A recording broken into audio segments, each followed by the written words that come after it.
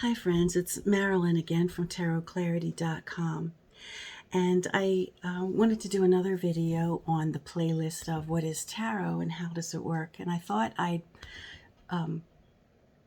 today's topic could be doing remote readings. Now, remote readings, for those of you who maybe don't know the term, is when a reader will interpret the cards or perform or provide some type of service with the client elsewhere, being physically present elsewhere. Now, I think it's the kind of thing whereby if you're brand new to tarot, that you probably begin by doing practice readings, when you handle and mix the cards and focus on a question with the intent that it's a demonstration for yourself. Make sure that's part of the intent when you handle and mix the cards, that it's a practice reading. If you do those in the very beginning, it's kind of like doing a remote reading, right? It's kind of the same. It's along the same lines where a person is not present for you, and you've and you're interpreting the cards without the benefit of, seeing their body, seeing their facial expressions, seeing the clothes they wear, and like what eco-socioeconomic, category they may or may not fall into. And I think, by doing practice readings in that way, as well as readings with somebody present with you, you'll start to see the difference between a dynamic with another human being in the room and without them being present. Now, back in the day when I began in the 70s, of course, there was no internet. And even through the 90s, part of the 90s, there was no, internet. And so all my guinea pigs or all my early clients were people in person. Occasionally, a family member might call me and say, could you pull a few cards? And we'd be on the phone and I would do it, that way. But for the most part, all my clients were present with me when I was in art school, young adults, or whether I was, the local woman who somebody heard of or knew about and discreetly came to my house. I never let strangers in my house. I always read for people that knew me or knew of me or knew somebody I knew in common. The most remote or the most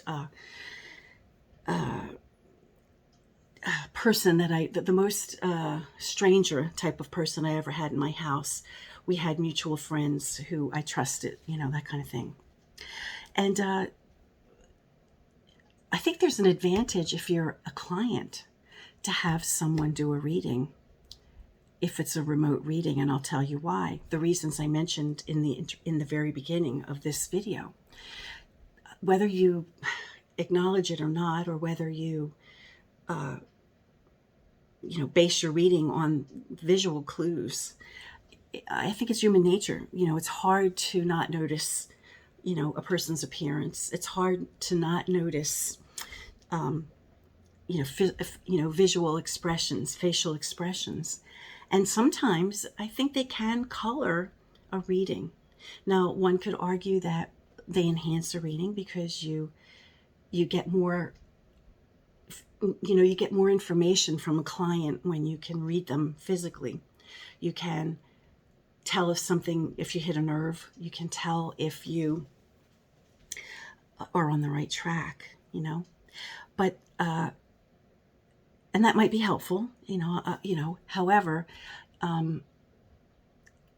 it's also, it can also lead to following visual clues versus following the message in the cards. I hope I expressed that clearly. When you're a client and you're being given a remote reading, while it's true that you might have been going to a tarot reader for, I have some clients who've, come to me for 40 years, and now that I've been doing remote readings since the 90s, once we had the internet. So there is a history between us. But some of these people I've never met, I've never laid eyes on. I have no idea about their socioeconomic backgrounds. I don't know often how old they are, unless they ask that as part of a question. If it's part of their question that they're retiring or that they're having a grandchild or something like that. But these are things that you don't typically know when someone comes to you remotely.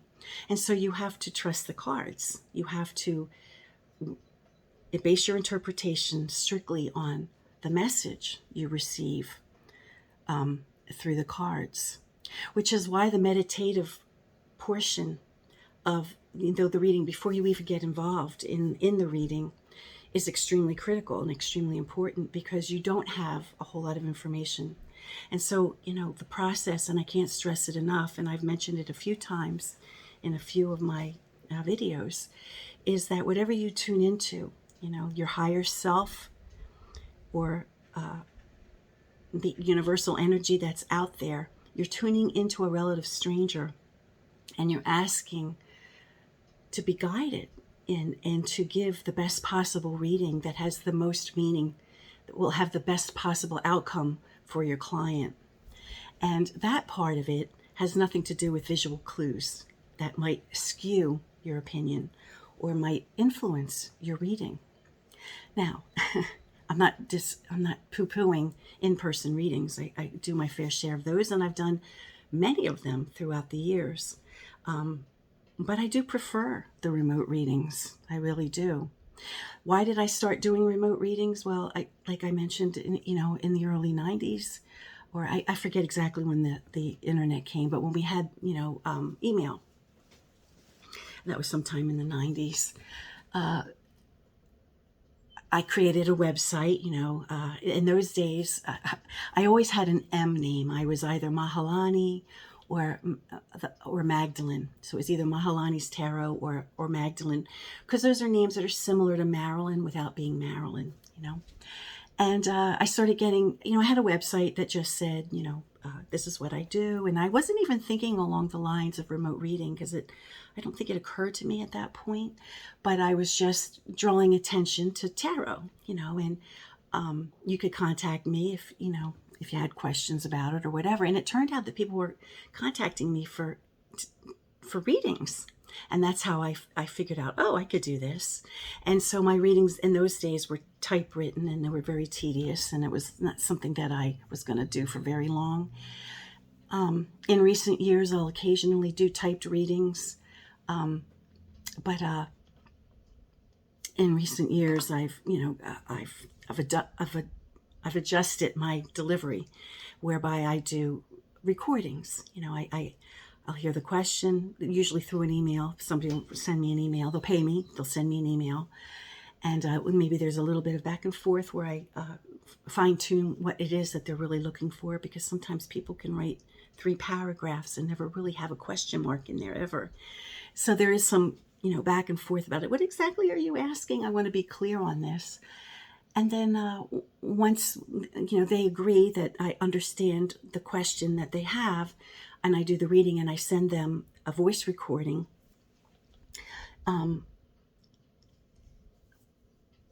I just discovered that the voice recordings, work out great.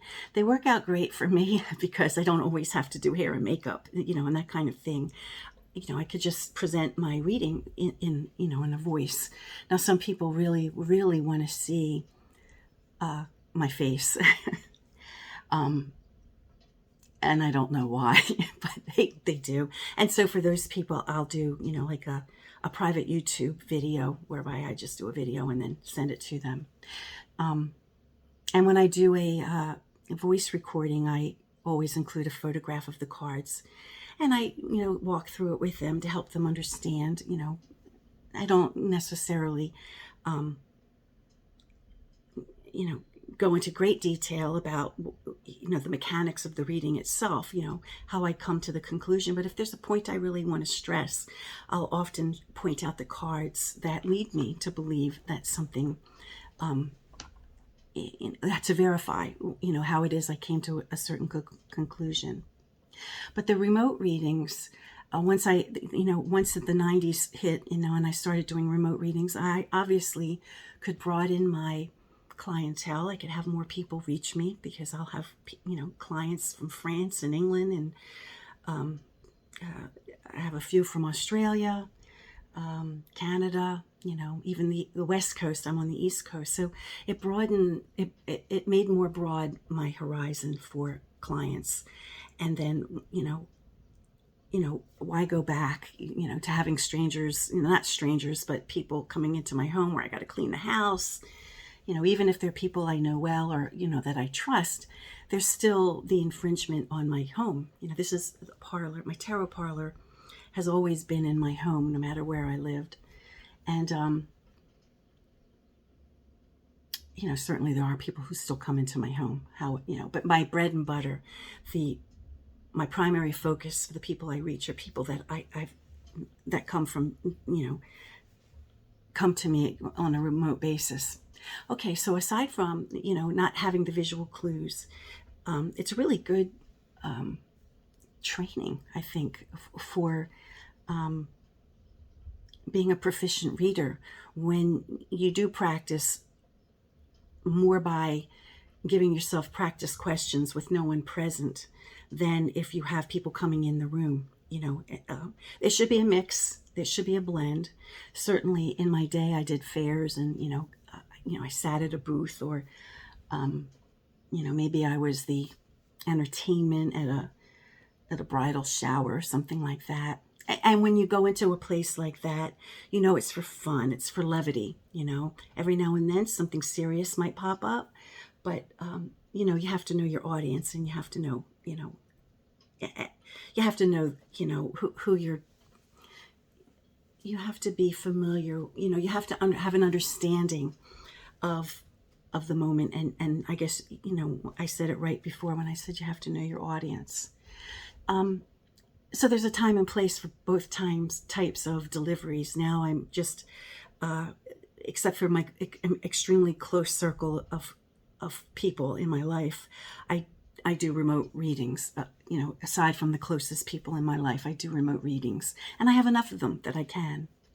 And it's a good discipline, because when you do a remote reading, as I mentioned before, you're tapping into something other than visual clues, right? You're tapping into the messages, and you're hearing your voice. You're hearing the message. It's hard to describe. Now, one thing that I feel needs to be stressed is sometimes you'll do a reading and you'll see a message, you'll see, and you'll think to yourself, ooh, if I say that, that's really out there. I'm really putting myself out on a limb if I say this. So maybe you generalize and you don't say it the way you really see it, or the way you really understand it. And I've learned that that's a big mistake, because most often that thing that you feel is going to put you out on the limb is really the answer to the question. And even though it's a remote reading and the person may or may not be in the room with you, there is communication afterwards. I mean, people will come back and say, oh my gosh, I can't believe you touched on this thing that's been on my mind, and I haven't shared with anyone, that had nothing to do with the question except on the periphery of the question. And how did you know that? And it's well, you just have to trust and allow yourself to go out on a limb. You have to hear that and say, I'm going to say it. I'm going to say it. Because over the years, I've learned that the times that I didn't say it, I really regretted it, because they would come back and say, well, there's this other thing that's been going on. And it's like, oh my gosh, I knew it. I knew it. Why didn't I say it? So with remote readings and any reading, go out on the limb. Go out and say the thing that you see. You have to see it, of course, or say the thing that you understand, even if it sounds like it's a little bit out there. Trust that instinct and say it. I'm going to pause just so I can think of other reasons, or other tips for remote readings. there was another point I wanted to make. When you're doing an in-person reading, there's a dynamic with another person in the room, right? Chances are excellent that it'll turn into conversation. You'll say something, and they'll oftentimes will comment or say, "Can you clarify that?" or "Could this be this?" And then you say whether or not it feels like it could be that, or whatever it is they're saying. And when you're doing a remote reading, you don't have that dynamic. The person, it's not a conversive kind of thing. It's more that you're saying purely what you see, and you might put questions out for them to consider. You could say, consider if it could mean this, this, this, or this, because these are the possibilities that I see, or how it might play out for you. And so because you're only one person doing the reading, there isn't a conversation between you. So they're not giving you any information, and so you're giving them multiple cases that the cards could be applying. And, like I said, many, many, many times, most times, I think it's very rare. I don't think I've ever had a remote reading where the person didn't contact me, at least to say thank you, and most times they will tell me things I didn't ask. I didn't ask for any more information, but they'll just, come back and say, it's uncanny that you said this, because this is actually what happened. And, sometimes, I have addressed the idea that readings are for healing and for guiding people to, seek the best possible outcomes for themselves. But there are times when, tarot, when tarot is uncannily, without being able to explain it, kind of almost magical. And I don't want to use those words because I don't want to look like somebody who's like kind of out there.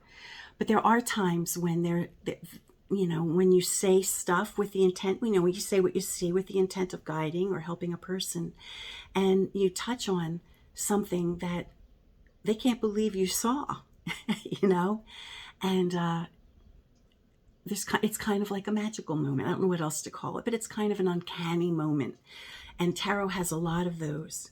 Someone will ask you, I had a client, and without sharing any detail about the real question, one thing he didn't tell me was that his mother was in the process of dying.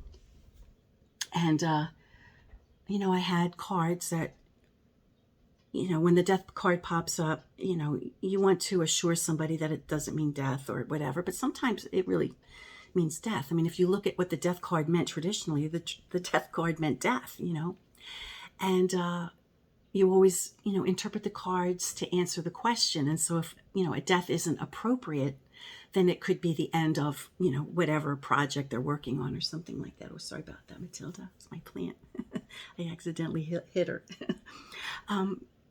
But, this was a case of, me going out on a limb, and I saw something, and I said, if you have to say anything to someone, or if there's any unresolved issues that you need to clarify with someone, now might be a good time to take care of those things. Because there was a death card, and there were motherly cards around that. And I didn't say your mother's going to die. I didn't say anything like that. But the way I housed it was, you may want to wrap things up. You may want to just say what you need to say. I don't think I said wrap things up, but you might want to say the things that need to be said. This would be a good time for that. And he wrote me back, and he verified that his mother was in hospice. And when she passed away a few weeks later, he contacted me, and he said he thanked me profusely for the message that had nothing to do with the question at hand, but that it was really relevant and it was uncanny. And of course, he's been a customer ever since. So there is a uncanny side to tarot that in a way is kind of magical. I don't know what other word to use. Not that it's magic, but it's a type of experience that's not typical, you know. And there are many, many, many times when that happens. Like when I shared one, experience with, when my mom died the next day, and I just pulled one card with the intent of, let me have an idea of what my mother's going through right now. And it was a transition card of the Connolly Tarot, which is the death card, but it's the softest of the death cards that I'm aware of in a tarot deck. And it was that was another moment, and there are many of them, many, many, many, many moments where, and they're not all about death. It was just two examples that happened to cross my mind. And I think that happens for me more frequently when they're remote readings versus when someone's in the room. Because when someone's in the room, they get caught up in the here and now. They get caught up in immediately solving whatever problem or crisis they're experiencing. And so they'll interrupt you often, and they kind of redirect you to what they want to know immediately right now. Whereas if you're doing a remote reading and you're apart from that and you're interpreting the cards that are in front of you without input or visual clues or without interference, you have a greater opportunity to see the bigger picture, And so, I prefer to do remote readings for that reason, because my readings, I think, are more spot on when I'm doing a reading in that way versus, having the dynamic of someone in the room. But, there's a time and place for all kinds of readings. And in my younger days, I would do the side hustle of, the festivals or whatever. And, those were usually lightweight and fun, and, or at a bridal shower, when a couple people may have been two sheets to the wind, and, there's a time and place for, for every kind of reading there's a time and place also for hotline readings, and I have participated, and I currently have I do read for one hotline service. I rarely do. I probably only do maybe probably less than an hour's worth a month. But I'll tune in every now and then just to do a hotline reading.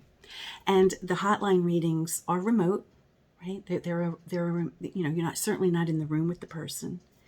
I did a tarot blog on hotline readings. I did hotline readings in the 90s, again, when the internet came out, and there were like opportunities for me to deliver my services in different ways. And I did do tarot readings for a group at that point too, as well as in person and remote. I was doing kind of 3 different types of readings at a time before I really realized and decided that this was the way for me. And the hotline readings, if you're new to tarot, is a really good way. It's like baptism by fire. It's a really good way to learn how to swim, like getting thrown in the water and then figuring it out. You have to be really quick. You have to be, have a lot of confidence, and it helps you get confidence, because somebody's paying you huge sums of money. Well, you're not getting paid huge sums of money, but from their perspective, you are being paid huge sums of money, which is why I don't do hotlines, except for,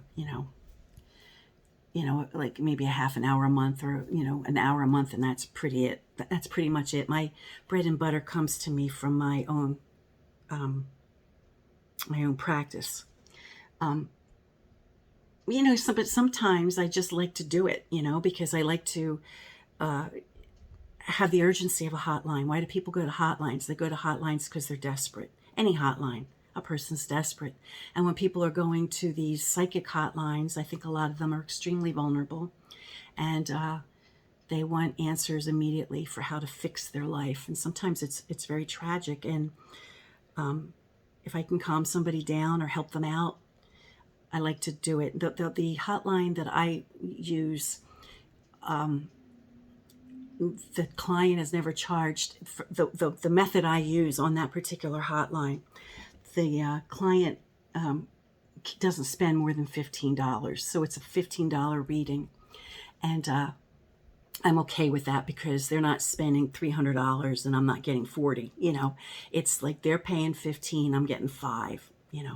And I do a few of those a month, and I don't feel like I'm taking advantage of anyone, and I feel like I'm providing a service for people who are desperate. I can't do a steady dose of hotline work because it's a different clientele than I prefer to attract, because they tend to be different.